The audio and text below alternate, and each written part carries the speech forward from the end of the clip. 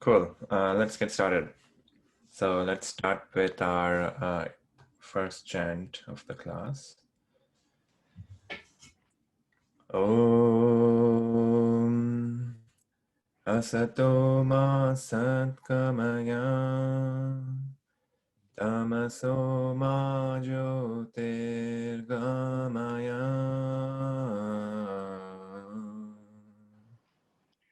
Mrityorma Amritam Gamaya Om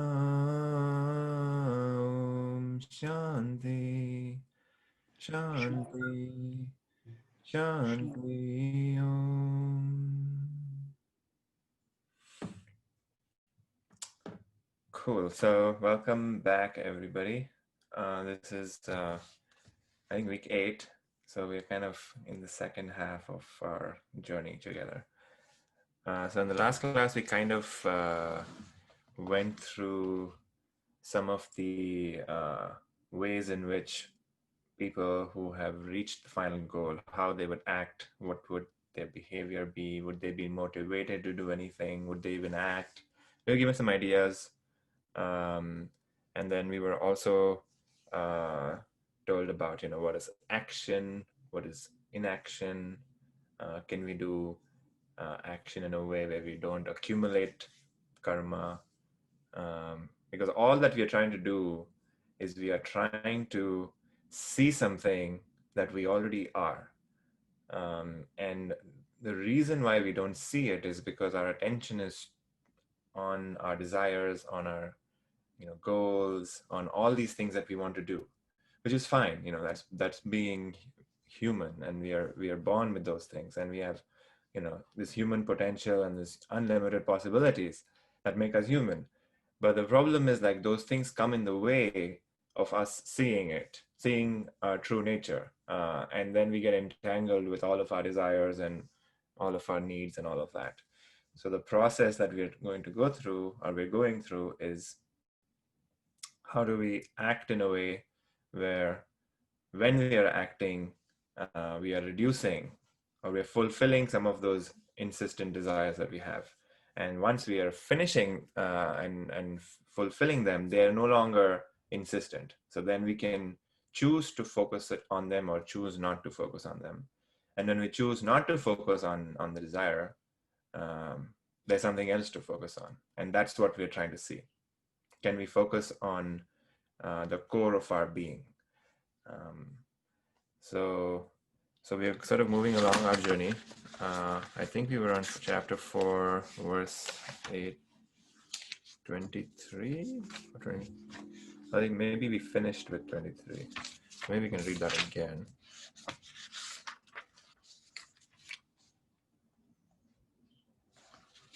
Can you go to the next one, Sam, just to confirm it was this one?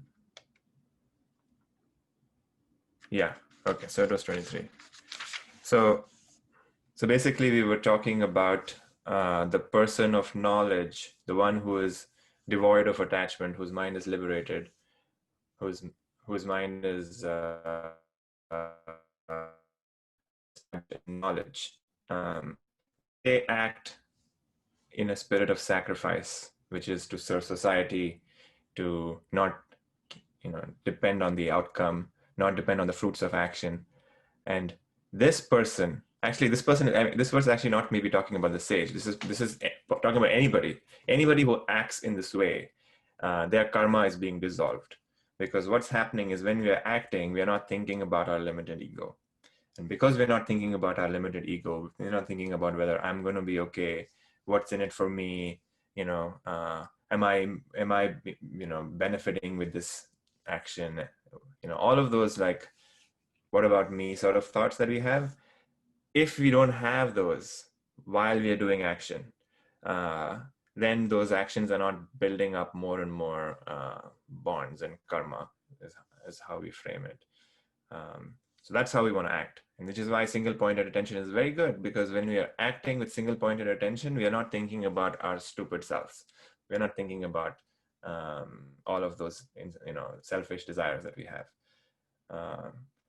So cool. So that's where we were. Any thoughts or questions about anything that may have come up last week? Any observations with some of the practices that you may have done? If not, we can continue. Cool. So is there anybody who would like to read the Sanskrit today? Okay, if nobody offers the Sanskrit, I can do the Sanskrit. Anyone wants to read the English?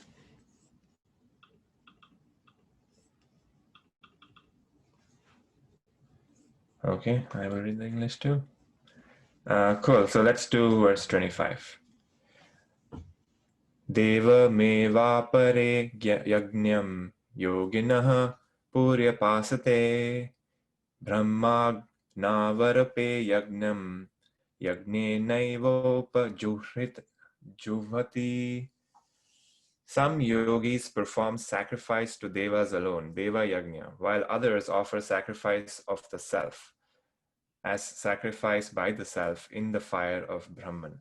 So here we are sort of given, we're going to enter the section where we're going to get certain processes of how different kinds of yoga, people in this, there's different kinds of yogas. So karma yoga is just one small slice of yoga.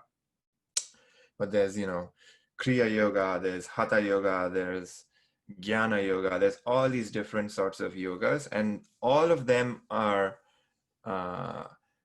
their purpose is for ultimate liberation. And different yogas are suited for different kinds of people and different personalities and the kinds of the nature that we have and the desires that we have. All of them sort of make a person different, and we are sort of, we tend to attract different yogas based on our personality and our desires. So people who are of an emotional nature, for example, they tend to, at least the yoga that is prescribed is like to sing and chant and sort of dance and sort of get that sort of emotional quality in us activated. So for example, here the verse is talking about praying, which is like, so in Hindu culture there is this concept of a yajna, which is essentially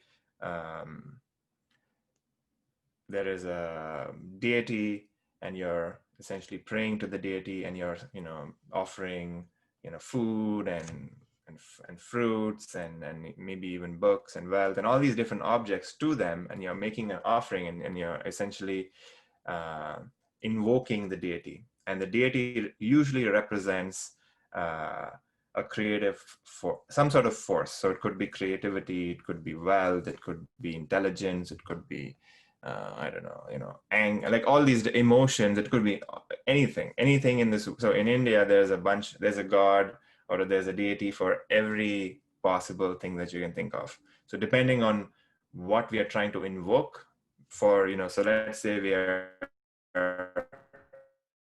trying to, play in a music concert or something, and for that you want to invoke our creative energy.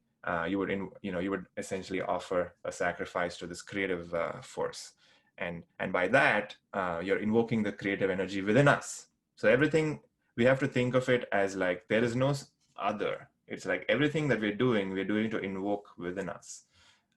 So in the case of when we're trying to access this creative potential, we are trying to invoke that within us, and there is this higher creative force that exists in the ether, and we are trying to sort of just plug ourselves to that creative force. And so in this verse, you're talking about Deva Yajna. So that's what Deva Yajna means, where we are sort of offering a sacrifice to these different devas and these different gods that exist in nature. So, Native American culture, for example, has like offerings to spirits and ancestors and all of that. So it's essentially the same idea, where we are invoking this higher power and making and offering a sacrifice. And then there's some other people who offer sacrifice of the self. So in the end, everything leads to the self, which is the self within us. And the word we use in Sanskrit to describe the self is Atman, which is this individual self. So I have a self, which is illuminating this entire world of experience for me. And then you have a self, which is illuminating the entire world of experience for you. But the nature of that self and the nature of myself is the same. And um, we can go as far as to say, this is a hypothesis, to say that there is no distinction. So the self in you is not like the self in me. I can go so far and say the self in you is the self in me. And that's the oneness that, you know, we all talk about, or we all hear in like new age psychology and all of that, like where, you know, everything is one. But this is even going beyond that, which is, you know, describing what is the oneness. It is not, you know, even though there is so much diversity that we experience, but the core of our being is the same. And the core of our being is what our real essential nature is. And that's what we're trying to realize. So, you know, so every action that we do can be offered to that core of our being. And some people do that, is what this verse is saying. And Brahman is essentially the word that we use to describe the universal self. So don't worry about that. It's not important, but that's essentially the idea, where we want to essentially do actions as an offering. So that way we are offering this service, or we are offering this task, or offering this thought or emotion. Anything can be offered to something greater than our limited individual egos. And because we do that, we are not accumulating more and more karma.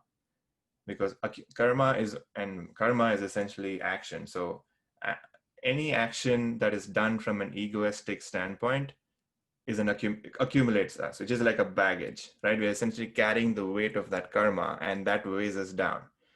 And we get depressed and we get deflated because of the weight, because our mind becomes too heavy to manage. So what we're trying to do is we're trying to deflate our minds. We're trying to get rid of all of that accumulated baggage that we have gathered over, you know, this entire life that we've lived so far. So one way is to offer everything that we do. Any thoughts or questions about this?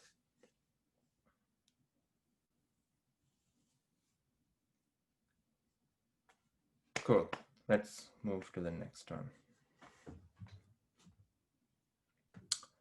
Hey, Puneet, I can read the English if you want. Sure. Okay, perfect. Shotradi nindriyayanye sanyam magnishu juhyati shabdadinvi vashanyanya indriyanyigne shu juhyati. Some again offer hearing and other senses as sacrifice in the fire of restraint. Others offer sound and other objects of senses as sacrifice in the fire of the senses. Cool. So here, you know, we're essentially talking about people who to more mastery over their minds.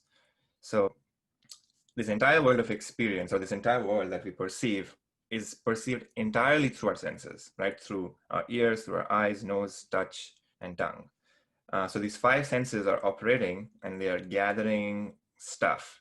And then based on what is or at least gathered, our minds sort of reflect on that, and then we can sort of have this more richer experience by analyzing certain aspects of it. And what happens is, when a certain sense reports something that we like, we want, our mind is like, I want that. And if a sense reports something that we don't like, we say, okay, I don't want this. And we try our best to get away from it. So constantly this is happening. So senses is only part of, you know, the process. 50% is senses, and then 50% of it is the mind, which is constantly evaluating and seeing what I like and what I don't like.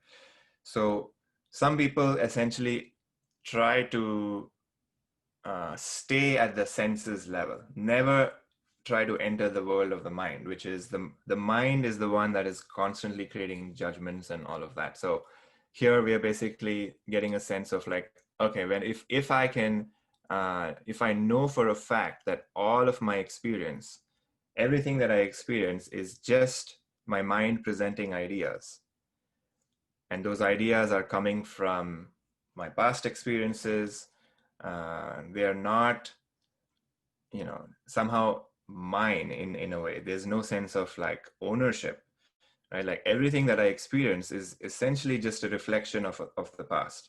Like my memory comes into play, my ideas that I've gathered come into play. All of that essentially is from the past. So if we understand that, then whenever new information is coming in through our senses, we can view it from that viewpoint and create a sense of distance of, okay, it is just an idea that I've gathered, not really mine. And if it is got a lot of emotion and energy, accepting that yes, it has this emotion and energy because of the past, right? And like nothing is outside of that, right? Everything is within that framework, which is stuff has happened in the past. I have, you know, given, you know, positive things, positive energy, negative things, negative energy, and now I'm dealing with the consequences of acting from that way. So if some people completely understand that and then start to disassociate themselves from their thoughts, because then those people have a clear idea that everything that is happening is because of this process. So, you know, the other aspect of other offering sound and other objects as a sacrifice. So it's like trying to gain mastery of the mind, of like sound is coming, but I'm going to offer that as like, it is coming from, it's essentially nothing but myself appearing as this sound, or myself appearing as this image. So everything is an offering to that core of the core of your being. And what this does is it essentially strengthens our mind, which is our ability to uh, not take whatever the senses report that seriously. So an experiment to try is like, whenever our body reports discomfort, try to just acknowledge it and say, I won't do anything to fix it. I'll just notice it and I will go along my way. So what that is doing is essentially trying to cut that immediate belief that whatever my senses report is the truth. Because senses is just reporting stuff, and the mind is adding memory and painting that information with the past. Instead, what we want to do is we want to say whatever is coming is essentially fresh. Can we look at this world with a completely fresh viewpoint, without the impressions of memory, without the accumulation of the past influencing the present moment? So that's kind of the practice here, which is offering whatever the mind reports, offering that to like the self, to say that's just stuff from the past coming up, and not really believing in it. Any thoughts about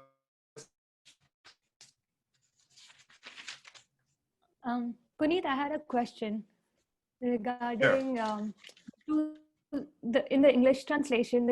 It almost seems like the two sentences have something in contrast, right? Like some offer hearing as sacrifice to fire Yes. of restraint, and others offer sound in the fire of senses. So, Right. what is the nuance there? So the difference is hearing is the process. So, I'm hearing something, but the sound is essentially identifying it, right? So first we hear, and then a sound sort of comes about. So sound is essentially a consequence, which is usually because of the mind. So it's usually because of using memory or using some idea that we gathered and sort of framing it and making sense of information. Does that make sense? So if I just hear something without me trying to evaluate, without me trying to say this is good or this is bad, but just the process of hearing. We can do that. Like when, let's say we go to a concert, we can get like just blown away just by listening to the concert. It may be completely new sounds and we're just like listening to it. Just our minds have essentially stopped. But if we are, listening to the concert, and if you're, let's say, a critique, right, where you're listening to the music and then you're thinking about, oh, that musician sucks, or like, there was a mistake there, or like constantly evaluating and not really listening, that's essentially the mind coming in, and we are believing and sort of continuing the process of the mind. So we can essentially operate from 2 points. So one is we can like stop it right from the sense door of just like being at the level of a senses. And the second is being at the level of the mind, but then whatever the mind reports, we can offer that and say, I'm not going to believe it. Because, a lot of us don't have that capability of just being at the level of the senses, because the mind is constantly coming up and evaluating things and like creating judgments. And it's not easy to let go. So we want to get to the point to the first point, which is, I just want to hear, I just want to see, I just want to taste. Like so hearing is just like one sense, but it essentially applies to all the other senses too. So I just want to see, I just want to hear, I just want to taste, I just want to be at that level. But then I don't want to get to the level of the mind where I'm constantly judging and like not, because the moment I pay attention to the thought, I have not paid attention to the object, right? It's like, it's literally like that, right? If you're looking at a beautiful view, if suddenly you're like, oh, wow, this is so good. It was like the view that I did like 2 weeks ago. But like moment you do that, you have lost the view, right? Because you have gone to the realm of imagination. So we want to, like, firstly, if we are there, we want to acknowledge that we are there. And secondly, we want to like say, okay, it's just the past. It's just a habitual pattern. It's just something that I keep doing. Acknowledge it, but like let it go. Offer it as a sacrifice to say, all right, the great power of the memory is coming into play. I will bow down to it and let it go. I will not believe it. So that gives us more, our capacity to be in the present starts to increase. And some people work like that, which is, always being aware that my sense of judging and living in the mind is happening constantly, but like offer that to the fire, essentially, because essentially what we're trying to do is we're trying to burn, and the fire sort of represents the core of our being, which is constantly like burning in a way, and it's like a it's illuminating things, right? So something that's illuminating has light, and fire usually is a representation for light. So that's the analogy, where it's this fire, and when we offer it to this light, in the light nothing remains, right? Like if there is darkness, if you shine light on it, darkness goes away. So that's usually the analogy we use. So we're constantly like trying to burn these like false ideas and these false beliefs and false habits. So that, yeah, good catch. Yeah, there was a distinction, but it's like, which level are we at? Can we remain? So usually in these sorts of books, the highest idea is given first, and then the lower idea is given second. So the highest place to be is remaining in the senses. But then if we cannot go there, we are now in this realm of our evaluations, which is evaluating sounds, tastes, some sights, all of that. And if you're there, then offering those ideas to the self and to the fire. Good question. I think there was a question on the chat as well. Sorry, Govind sent me a message. Can I read that out, Govind, or did you want to talk about it? No, yes, please read it out. So Govind says, so it's better to sacrifice what the mind reports and good to sacrifice what the senses reports too. So we cannot essentially sacrifice what the senses reports that easily. So senses' job is just to report, right? Like, it's like, there's nothing wrong with what the senses are reporting, because the world is beautiful. The problem is the mind getting in the way and projecting a bunch of stuff from the past onto what is being reported. That is the only problem that we have. From a moment to moment experience of this world is fantastic. You know, we are a throbbing piece of life. Like what more beauty there can there be within than that?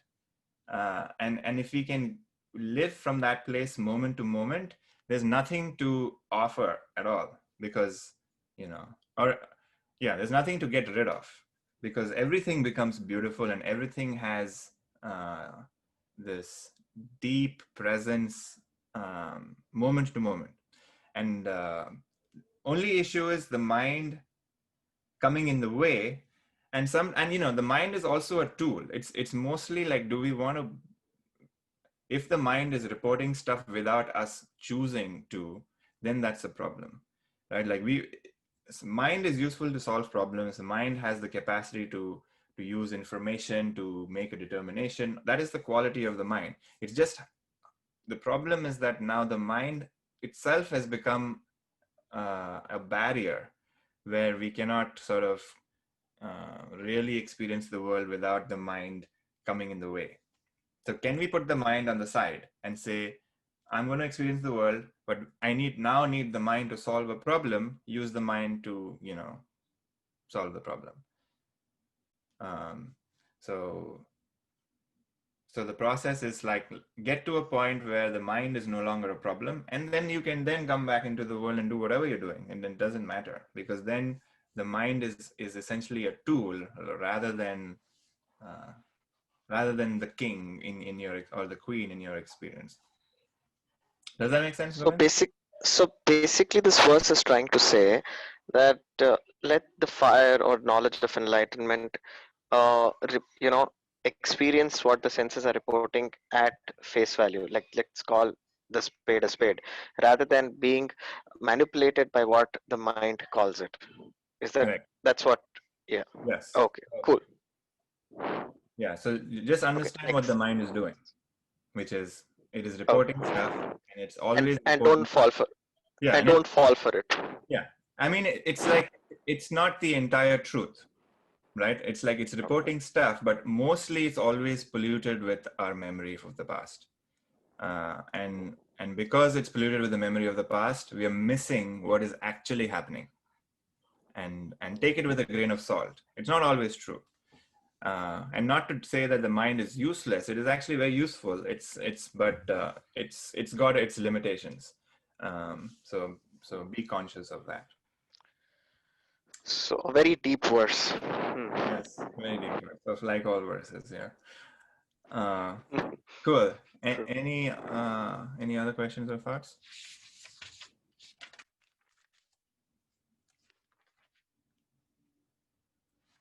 Okay, let's do the next one.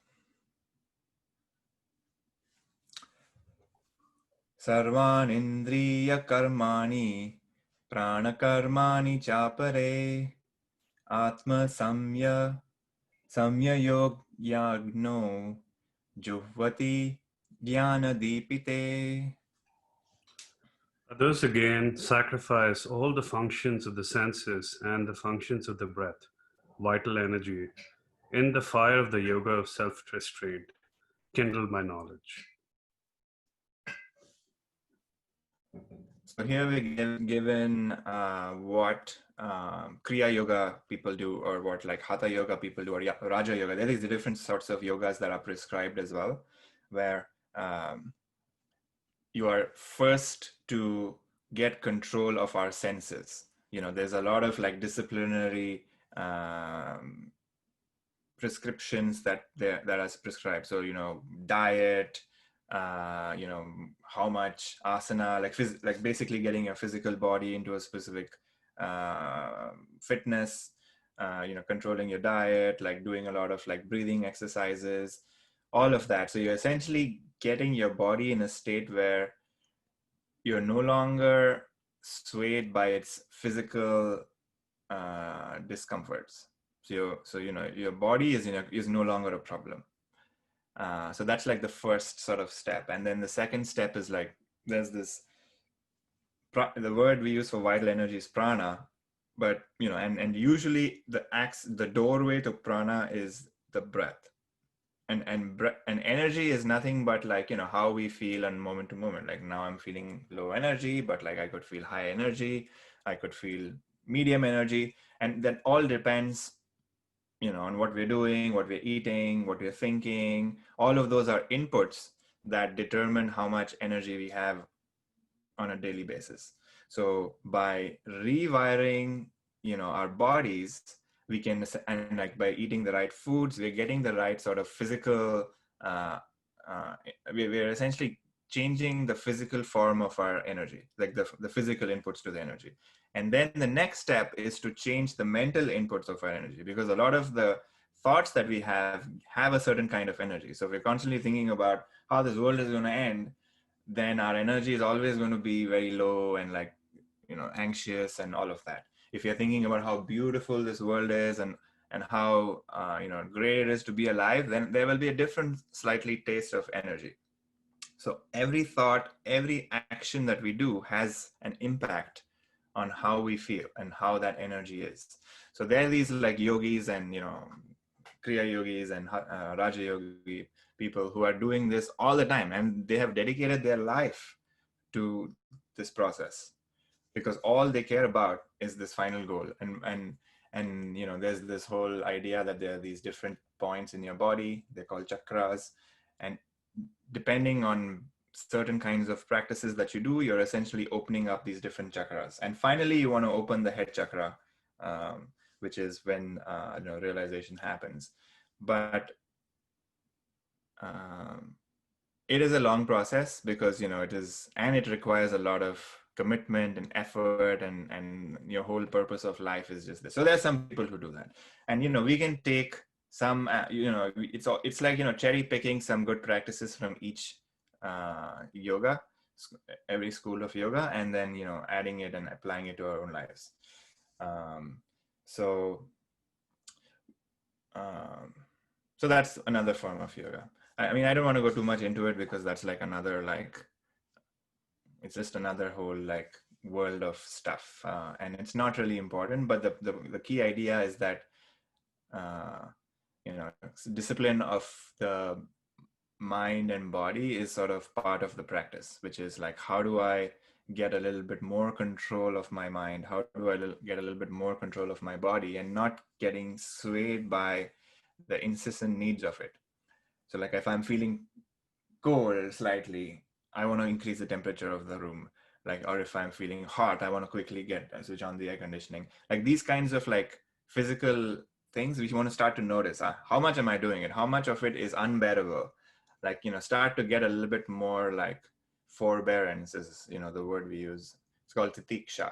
Like, how can we get a little bit more forbearance, where we are not bothered by the pinpricks of life? Because these are mostly just pinpricks. Like, can we stop complaining about how silly stuff is a problem, right? Like, so because if we are not putting our energy on the complaints, where do we put our energy? We put the energy back into trying to introvert our attention, try to tune up the mind, try to see that we are that being. So living in that place all the time. And what's going to happen is, once we get access to it,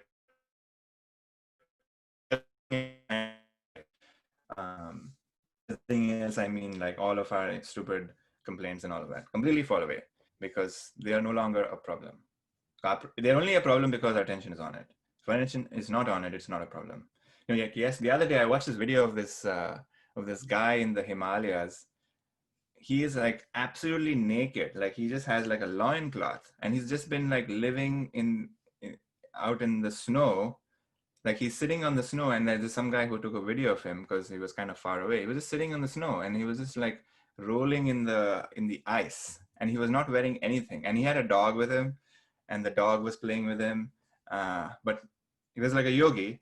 Like, he's like one of these kinds of people whose entire purpose is to reach this final goal. But he just was completely oblivious to his body's complaints. Like, if I was in his position, I would not have been able to do that, right? Like, so like, there are ways to get over the physical demands of the body.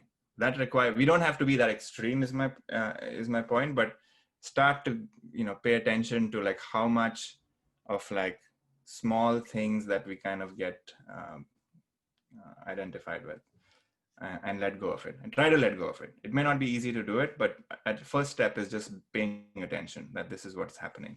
And then once we can pay attention, we can start to let go of it and change that. Cool. Any thoughts about this one?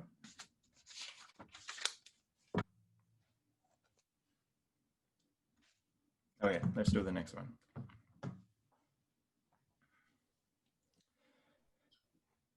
Dravya yagnyas patopag, sorry. Dravya yagnyas tapog yagnya yoga yagnyastha tapare swadhyaya jnana yagnyash yataya sanchitavrataha.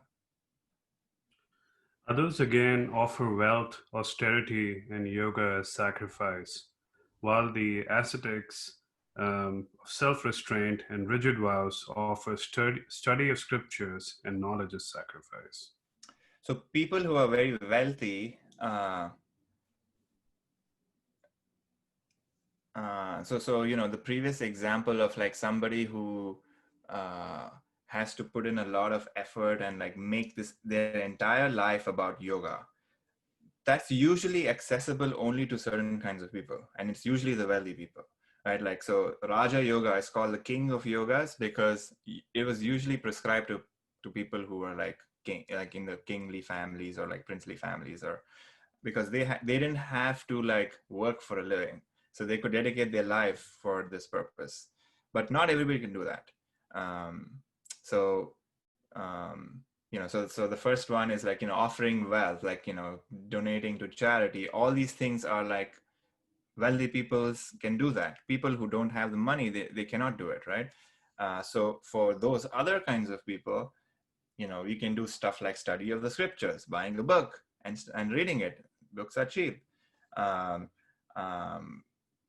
Self-restraint, learning how to like control your mind by like not grabbing onto everything that I see. Like, every fancy thing that appears in front of me, not wanting to like say I want it because I have this idea that if I get it, in my life is somehow going to be better. Because if the people are poor, all that they are, I mean, the ideas that we get in society is that we want more, better, different. Life is going to be so much better if I have this bigger house or like this car and all these things. And most people believe that, and we get involved in fulfilling that, right? Not to say it's not worth doing it, but understanding that doing it from a sense of compulsion is only going to like increase our desires. So we're only going to get more and more entangled with our desires. So first, I think, in my opinion, the first education that we need to get is realizing that whatever we need is already here. And then if we all have that understanding and that direct experience, then whatever we do will be done out of a sense of expression, out of a sense of creativity, or out of a sense of joy, and not out of a sense of like compulsion. So study of scriptures are right now, just like this is scripture is essentially, in thankfully in yoga, there's like tons of books. So there's no the book. There's like a book, and some books are useful, and so we can go there's hundreds of books, and all of these books are designed for different kinds of people, so we can kind of be attracted to stuff that we find value from. So always, and whatever we gain, we can offer this again. So the knowledge that we gain from the study can be offered as a sacrifice too. So everything that we're getting can be made, everything that we're doing can be made divine. Like everything has this divine touch to it, which is I'm offering whatever the fruits of it to the Lord, or like to the self, or whatever, however we sort of connect with the divine. So if we believe in a personal God, offer it to that God. If you believe in the self, offer it to the self. So whatever it, if you believe in In creativity, offer it to creativity. Whatever it is, whatever higher energy that you believe, stay connected with it. Because if we are connected to it, we are not thinking of our limited ego. And when we stop thinking of our limited ego, the energy that the limited ego has dissipates, and eventually it is going to collapse. That is the promise, and that's the faith that we should have. So keep at it, and let's do the next verse. Any thoughts about this one?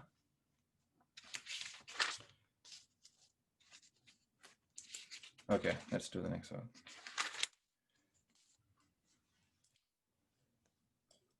Apane juhvati pranam pranopanam tathapare pranapanagati rudva pranayama parayanaha. Others offer as sacrifice the outgoing breath in the incoming, and the incoming in the outgoing, restraining the courses of the outgoing and incoming breaths, solely absorbed in the restraint of breath. Cool. So here we are given, like a breathing technique. So I know a few people here have done vipassana, which is like a technique that the Buddha sort of taught. And one of the techniques that he taught was anapana, which is the focusing on the incoming breath and focusing on the outgoing breath. So this yoga has been there for thousands of years, and what that is doing is, because we are focusing on something that's happening continuously, it brings us to the now. And because it brings us to the now, we kind of immediately go away from the dream world. And we, for a moment, while we are focusing on the breath, we come to the now, and which is into the present moment. And the breath is something that is sort of, our focus is on the breath, right? So our focus is on the breath, our focus is on the breath. And when the breath stops, there is a gap that gets created. And in that gap, there is no breath. And because our mind is only on the breath, for a moment, our mind's attention is no longer on the breath. And because it's no longer on the breath, it immediately goes into the self, like the context of the breath. So that's why it's very important to always focus on the gaps, which is when there is no activity happening. So if you're focusing on breath, it's important to focus on the breath, but then there's a pause.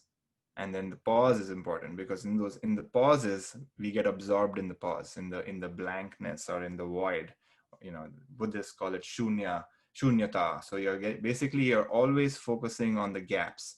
So if you're chanting, for example, if you're chanting a mantra, chanting is great, but focusing on the pause, because in the pause is when we get lost in the gap.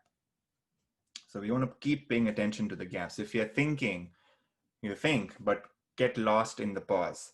Same thing happens with the music too. The basis of music, for example, is silence.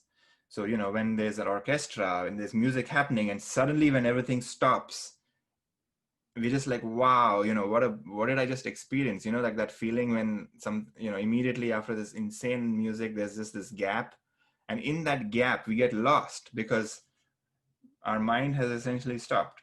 We're no longer thinking about what we need to do tomorrow, right? So that's a practice, and we can do that all the time. The best part is we can do that every moment. It's just that if we have some stuff to do, fine, do it. But then we also we don't realize that we have a lot of free time in our day-to-day, when we're walking, when we're eating, when we are like taking a shower. There's a lot of this is just breathing, right? This is we're doing this all the time. It's just about, instead of thinking about stupid mind living in the dream world, come to reality and come to experience this life that's happening all the time.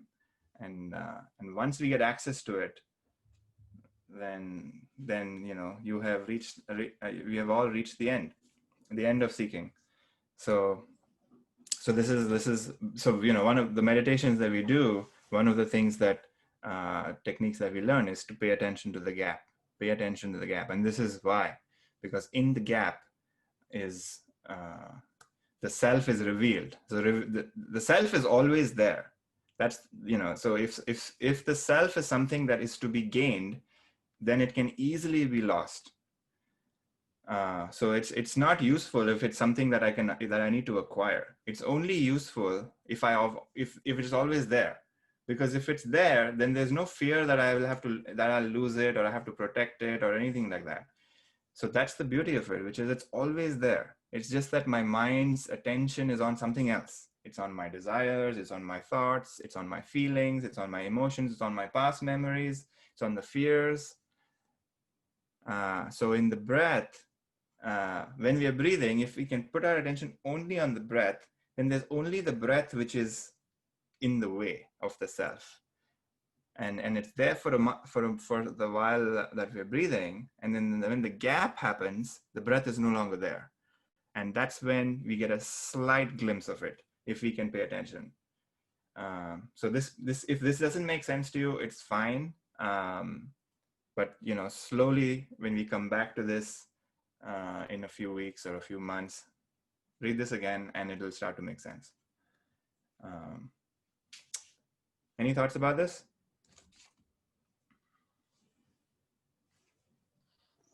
I feel I've tried doing Sudarshan Kriya in the past, and other various kind of meditations.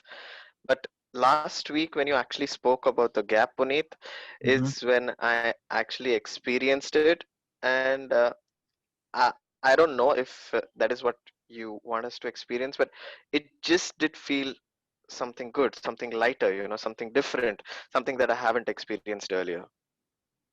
Wonderful. So, And so kind and of, I kind of and relate to what you're trying to say. and just to poke some holes there, like, let that go as well. So don't get attached to that feeling either, because you're not I'm a sorry, I family. lost you in the static. Can you please repeat the Oh, I statement? said, just to poke some holes at what you said, is like, don't get attached to that feeling either. It's great that this is happening to you, but keep going. Like, don't make that the end goal. Uh, that's not the end. Keep going. Cool. So the problem Cool. is, like, with yoga, people look at it as a solution to their life problems, which is like, oh, my life sucks, I want to do some yoga. I've tried a bunch of other things, let me try some yoga, right? And then what happens is life starts to get better, because we start to realize that all the problems in life have sort of been self-inflicted. And once we start to get control of that, our life starts to improve. And then we abandon the yoga, because you're like, oh, life is back to awesome. Then now I'm, no longer need to do yoga. But unfortunately, yoga helped, and that's great. But the real jewel, or the real treasure, has been lost, because life being good is just a small aspect of yoga, right? Like, yoga is about moment to moment being the divine, like having a taste of the divine. Like, that is the goal of yoga, and living from that place moment to moment. And can we do that? And can we get there? And we all can. It's just that very few of us really want it, because what we want is a good life. What we want is, like, harmony and all of those things. So can we strive to get a little bit more further, and keep at it? But thank you for sharing, Govind. That's really awesome. Cool.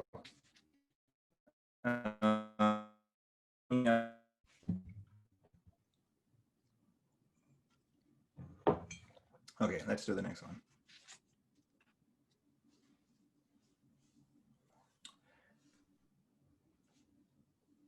Evam bahuvidha yajna vitata brahmano mukhe karma gyan vidhi tan sarvan evam gyatva vimokshase.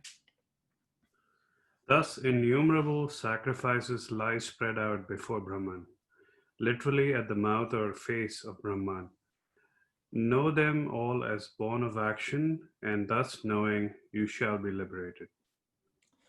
So all of these things that we have discussed so far are essentially practices that lead us to Brahman. And Brahman is the word that we use to describe the universal self. Everything in this world is Brahman, is what the hypothesis is. Even though there's all this diversity of stuff, the core of everything is Brahman. So the core of you is Brahman, the core of me is Brahman, the core of everyone is Brahman. And all these practices take us to the mouth of Brahman. Is basically means that it takes us to the door, to the doorway. Because all the practices that we're doing is essentially a way to quieten the mind. And once the mind is quietened, the self is revealed naturally, because our attention is on nothing. Our attention is not on the thoughts, our attention is not on any feeling, our attention is not on the body. So because of that, naturally the self is revealed.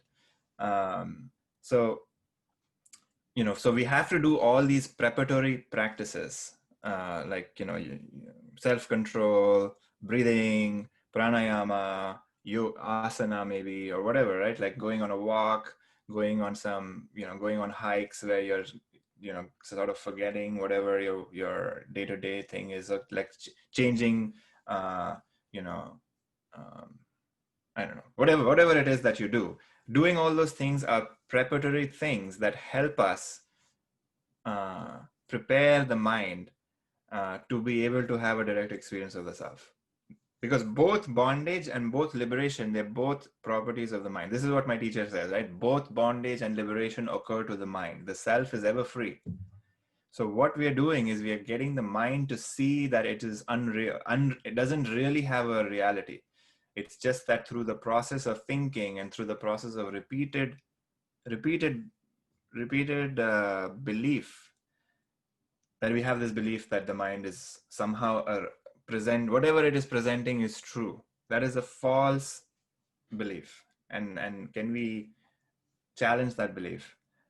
So all these practices are like trying to reduce the volume level of the mind, because once the volume levels of the mind is reduced, we can get a taste of, okay, there's something beyond the mind too. It's just that the mind has just been so active that we have never really taken a notice of is there something beyond the mind? And once we see that that there's something beyond the mind, then the mind is no longer that important in our lives. It's like, we realize that we have this infinite amount of wealth, and we have always been struggling to like earn some money, right? Once we realize that we are millionaires, then you won't be struggling to save $10 or like $20. You won't even be thinking about it, because that's no longer a concern. That's kind of the experience, that all of our like limited struggles that we thought that we have to go through to gain something, it's all with the belief that we are poor or impoverished in emotionally or physically or spiritually. However, we are impoverished, but the reality is that we are not. We are essentially divine beings, and that's what we are trying to realize. So realizing thus, we shall be liberated. Beautiful. Cool. Any thoughts about that?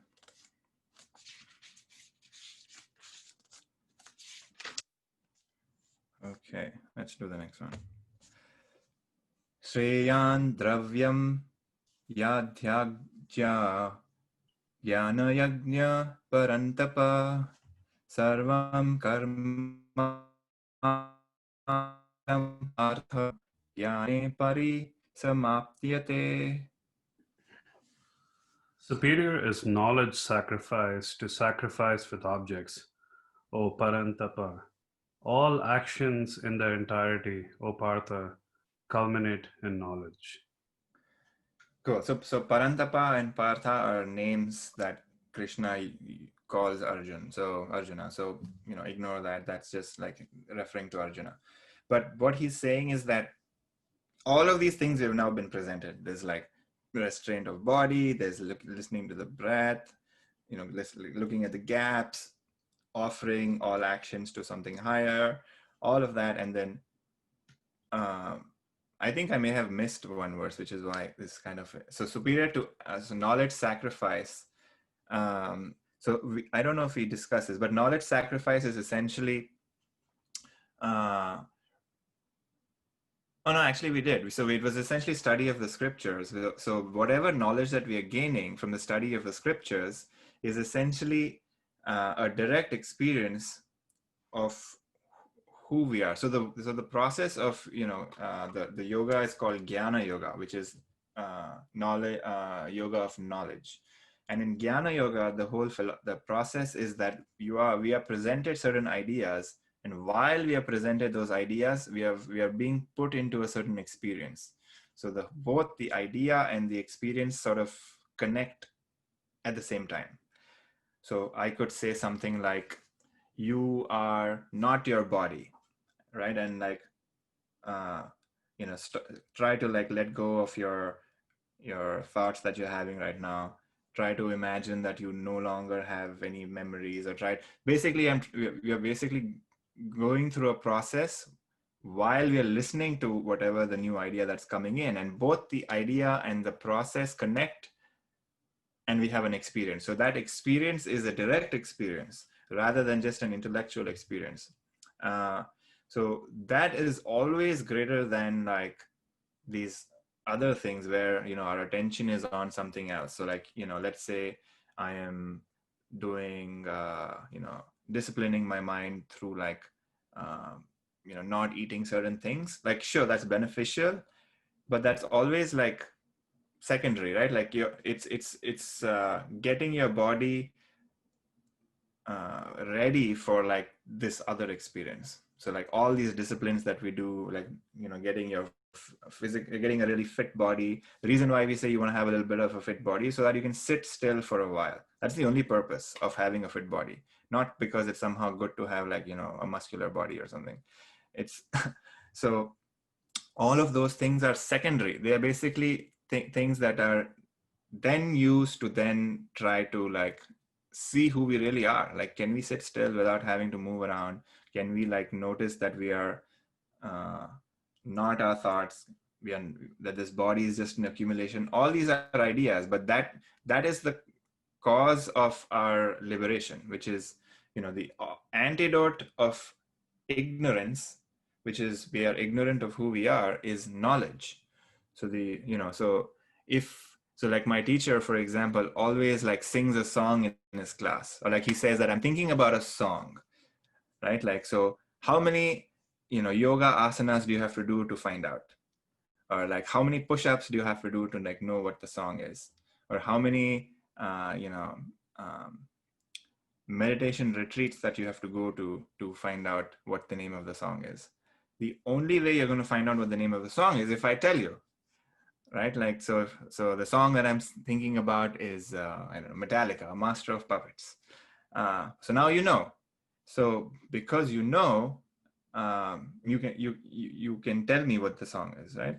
Until then, whatever action you did was like not really in opposition to like not knowing. So the only opposition to not knowing is knowledge, which is you are asking for it or you seeing. So you coming to me and saying, hey, what is the song? That is the action that you can take. So that action is only useful up to that point. But after that, I will tell you, and then you have to listen, and then you have to hear and understand. And now then you're like, oh yes, Metallica, Master of Puppets, right? Like that's the song. So that's why, knowledge sacrifice is greater than sacrifice with objects.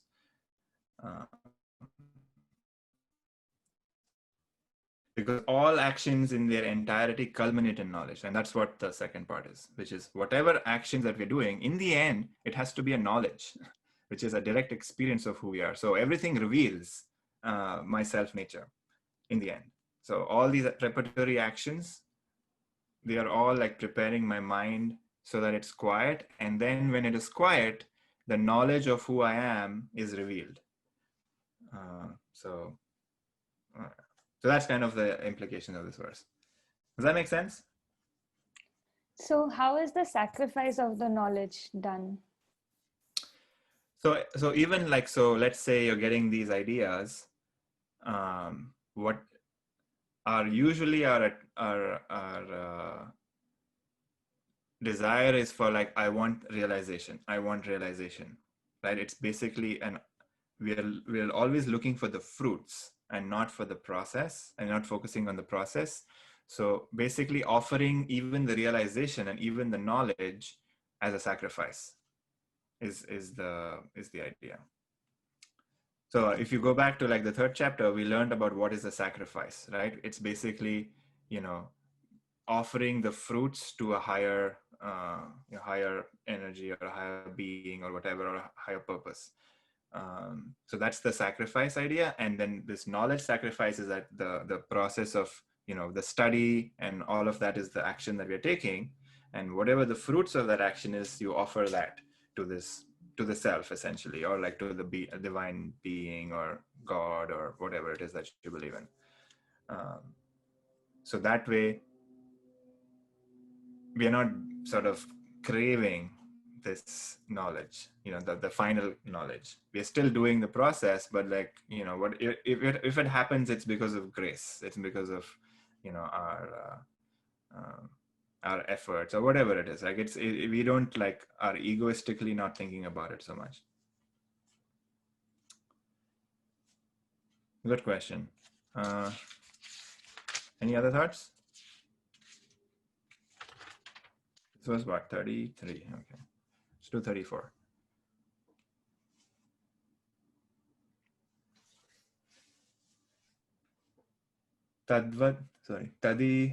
तदविद्धि प्रणिपातेन परिष्प्रश्नेन सेवया उपदेक्ष्यन्ति ते ज्ञानं ज्ञानी सत्त्ववदर्शनीः.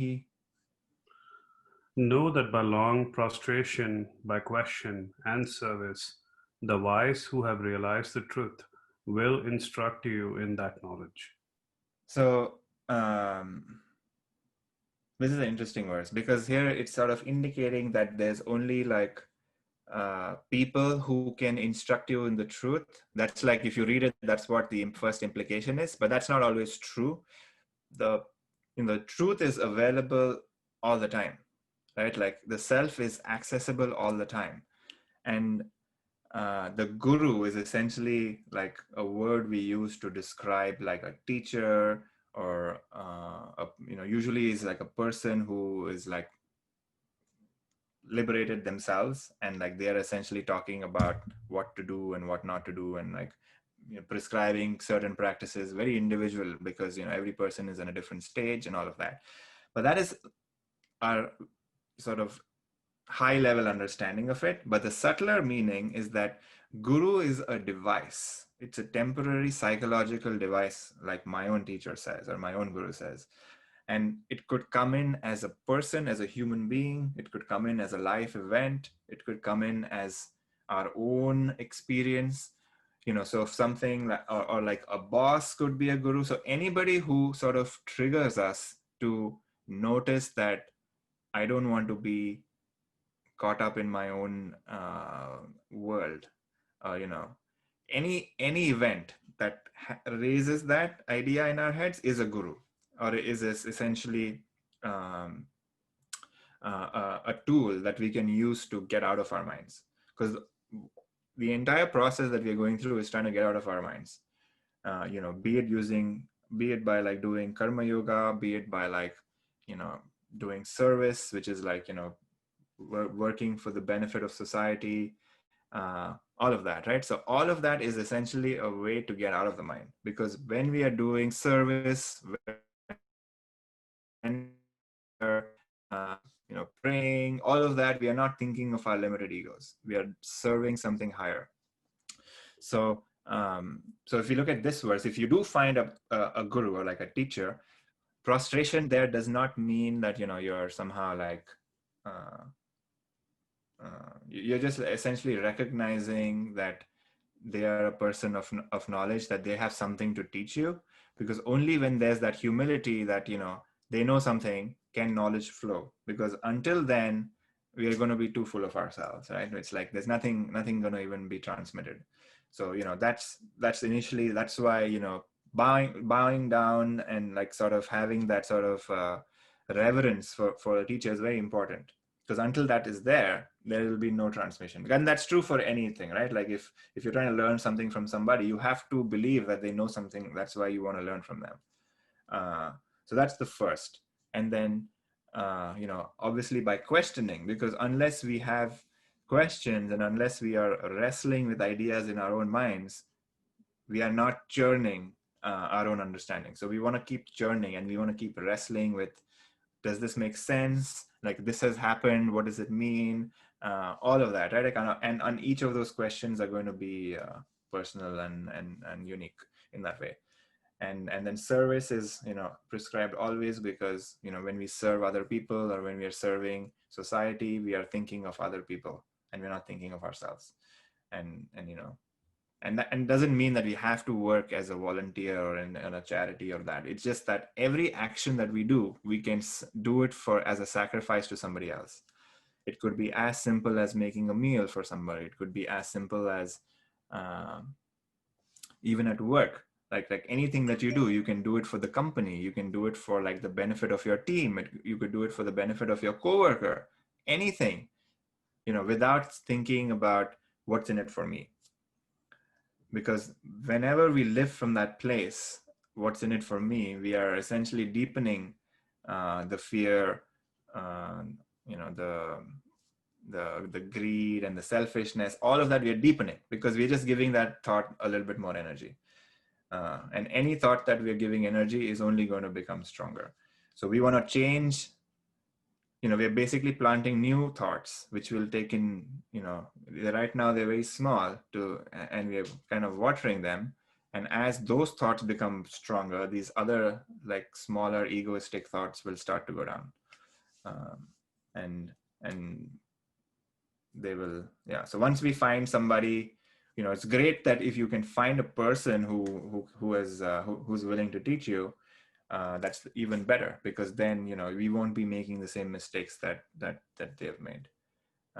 It's kind of like trying to find a guitar teacher, right? Like if you want to learn how to play the guitar, you can learn to play it yourselves by like trying out a bunch of things, and at some point you are probably going to be fairly good at playing the guitar. But if you can find a teacher who's gone through the process, they can probably instruct you in a much faster way. So it's always useful to find somebody who has walked the path, but it's not necessary, because this is knowledge about your own self. So there's nobody else who can really tell you who you are, right? Like it's like somebody comes and tells you, let me tell you what it is like to be a human being. You're going to be like, I don't really need to know that, right? So, but the problem is that we don't think we are the self. We think we are the body. We think we are the mind, which is also definitely a part of our being, but that's not the only thing.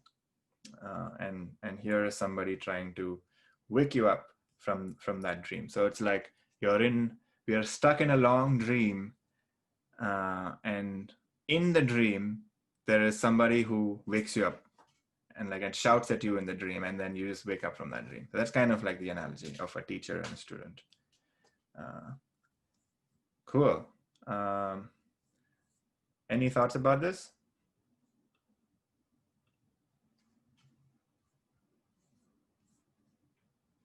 Okay, let's do one more.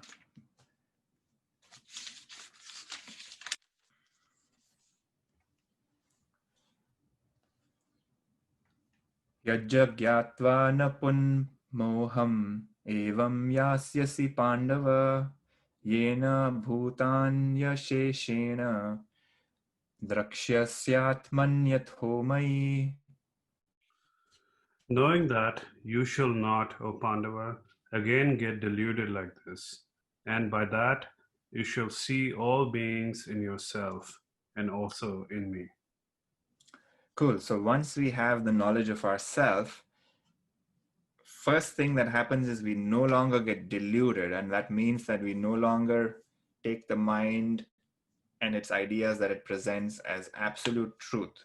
We can always view it with it's just an idea. It's either true or it is not. So we can view it from both viewpoints and analyze it. And if it makes sense to believe it, you go through that action. If it makes sense to say, no, I'm not going to accept it, that's fine too. So it's always about what is useful. right? Like the mind is a tool, it gives us information, and sometimes the information is useful, sometimes it's not useful. So we can live from that place where we can, not be deluded again and again with the mind. And once we realize that, then there's this um, understanding that, oh, I'm so special, I am the self, like everybody else is a fool. Like that's usually, sometimes we start to get this egoistic trip as well, which is, somehow I am better than everybody else. But the actual reality is that everybody also is like that, right? Like we have an emotional nature, we have a physical nature, we have a spiritual nature, everybody else does too. So we are not really special. And everybody has access to the exact same thing. So once we understand our own self and our own emotional natures, we understand everybody else, because all of our motivations is the same. It's just that maybe it's manifests as slightly different based on our personality and our desires. But usually they are all out of this belief that I'm not going to be okay and I need to do something to fix that. All of our fears is what I'm talking about. But of course, creativity and expression is like, comes from the same divine sense of expression. So once we understand our own self, we have understood everybody. And that's why it becomes very easy to, when we connect with somebody, the connection there is on a divine, on that spiritual level, actually.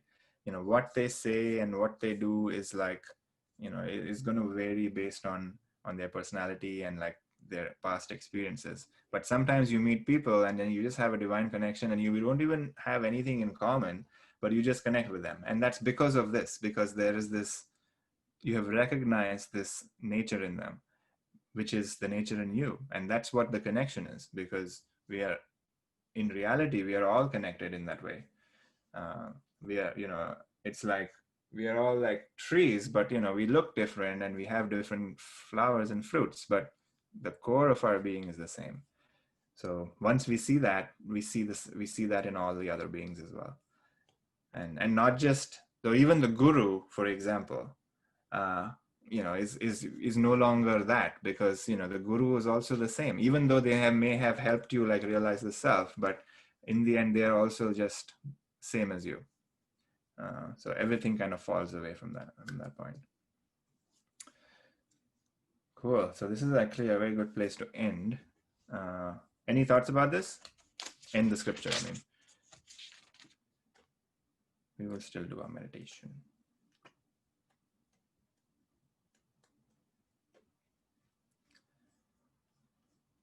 Cool. So let's do a meditation. I'm going to get my gong. 1 second.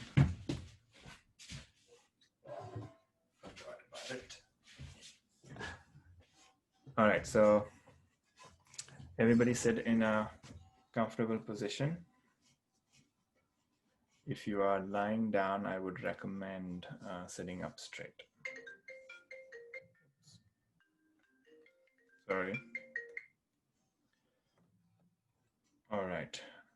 So close your eyes.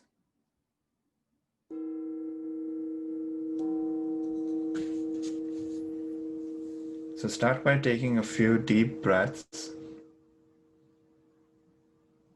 like conscious breaths.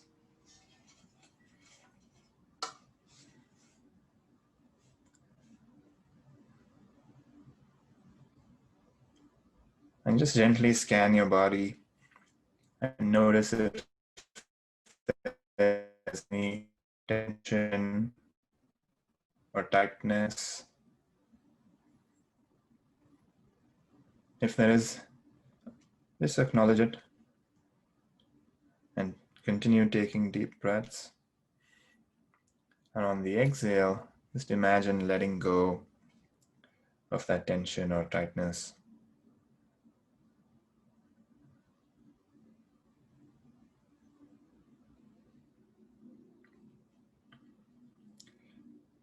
Keep continuing to breathe consciously and focusing your attention on the breath.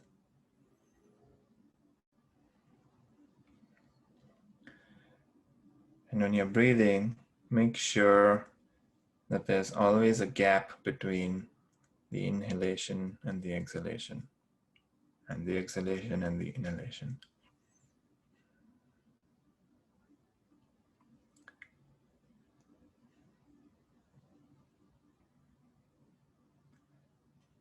Always remember that the breath is happening all the time. So when we are focusing on any thoughts, the breath is still happening. It's just our attention is no longer on it, so we don't really perceive it. So we have this attentive faculty that can focus on smaller things in our experience.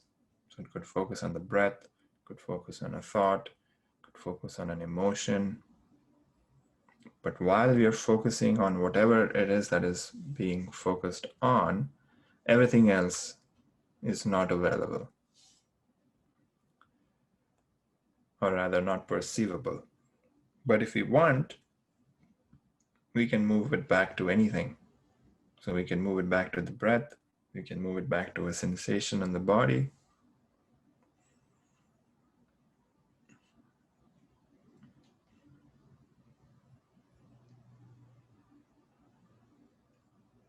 So now we want to focus on the breath.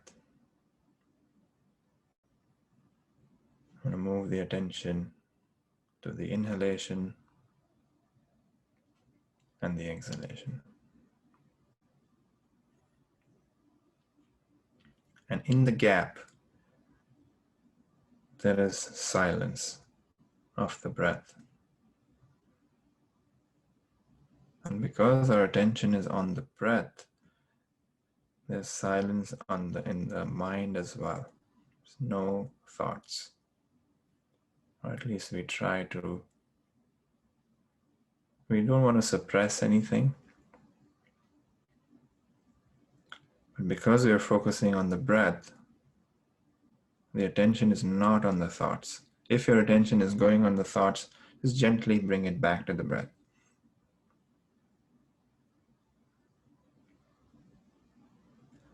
And when there's a gap, if a thought comes up in the gap, bring it back to the gap again.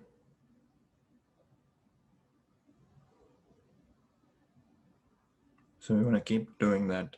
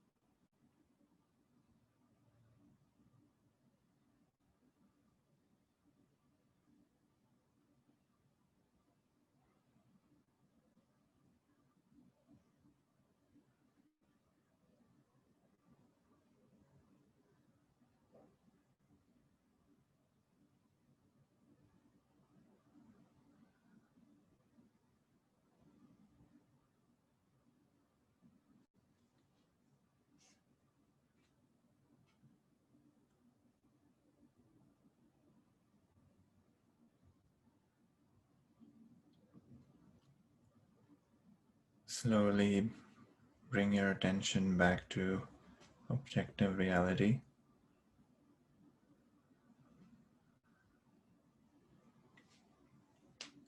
When you're ready, you may open your eyes.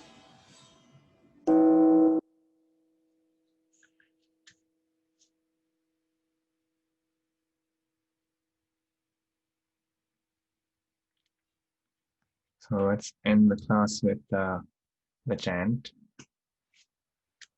So, Sean, if you can share the screen. Thank you.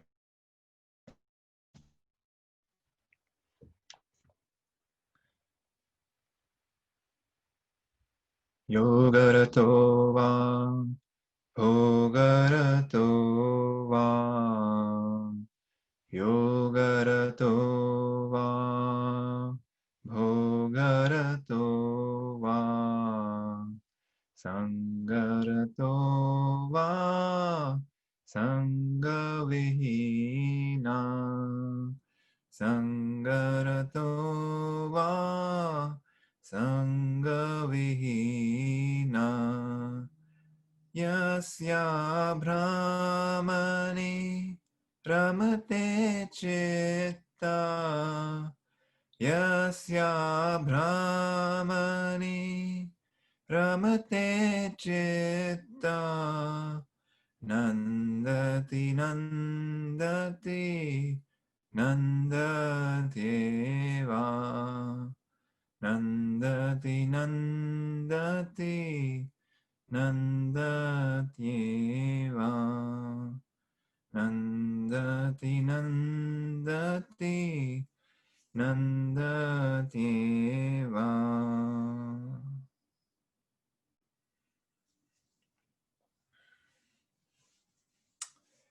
So, like always, this entire teaching of yoga is to really learn how to enjoy this world. And, if we can learn to revel in the self, then we can enjoy in company, in solitude.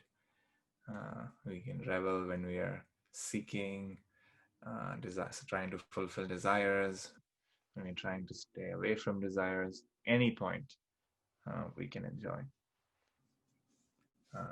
So that's the goal and the purpose, and I hope we all get there.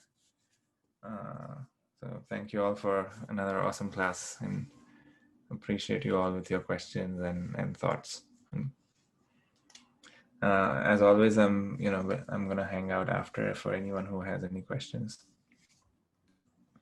But that's it. Thank you, Puneet. Thank you, Puneet. Thanks, Neha.